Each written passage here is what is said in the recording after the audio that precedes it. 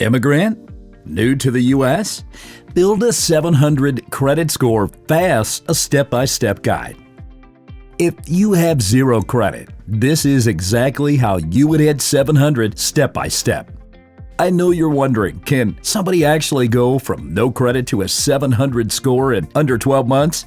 Why does the U.S. financial system treat hardworking immigrants like they simply don't exist? And what's the one move that separates people who crack the credit code fast from those who stay stuck for years? In this video, I'll walk you through the exact roadmap to build a 700 credit score from scratch, even if you just arrived and have zero credit history in the U.S. Here's something most banks will never volunteer to tell you. The moment you land in America, your financial history back home means absolutely nothing here. According to the CFPB, about 7 million people in the United States have no credit record at all. Unfortunately, immigrants make up a significant chunk of that number. You are starting from zero, and that's okay, because zero is fixable. Your first move is to get a secured credit card. You cannot build credit without a credit account.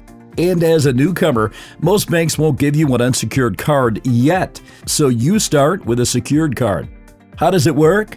For starters, you put down a deposit. It's usually between $200 and $500.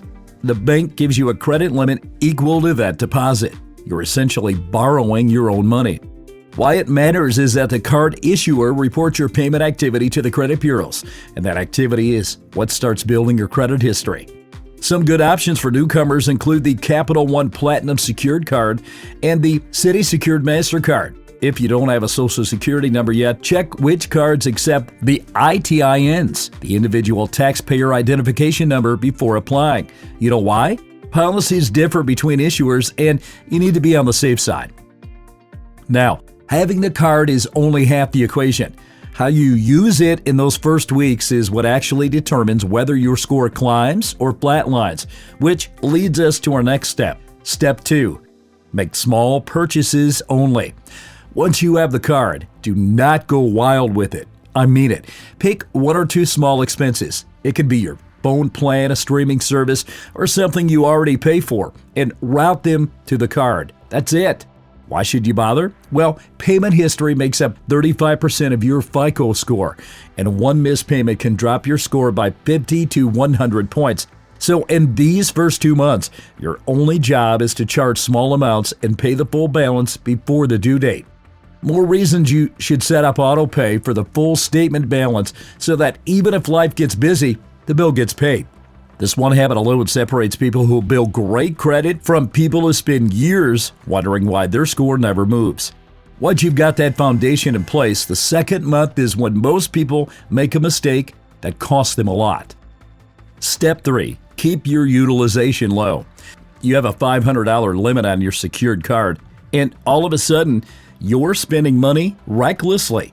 Before you know it, you've used $350 of that $500.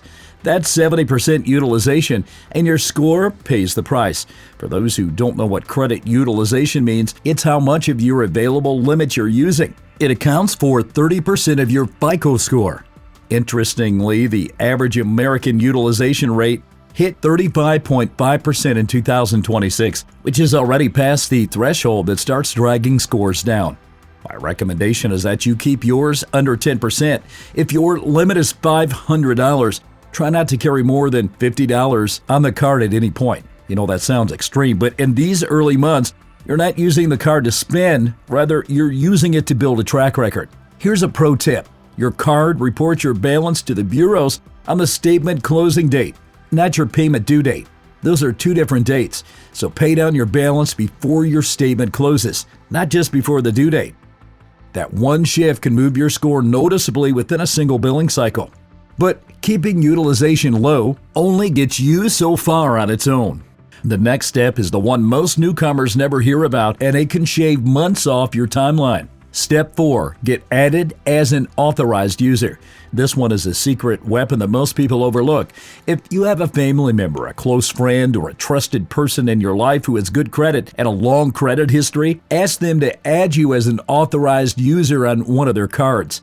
When you're added as an authorized user, the primary cardholder's positive payment history appears on your credit report.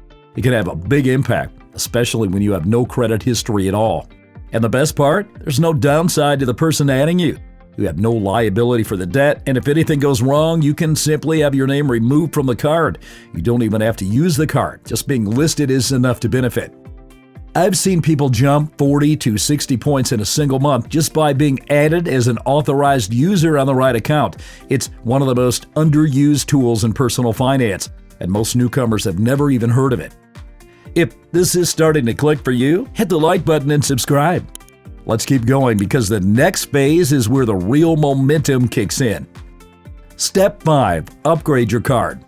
By the 6th month, if you've been consistent with keeping low utilization, one-time payments, and no missed due dates, something exciting happens.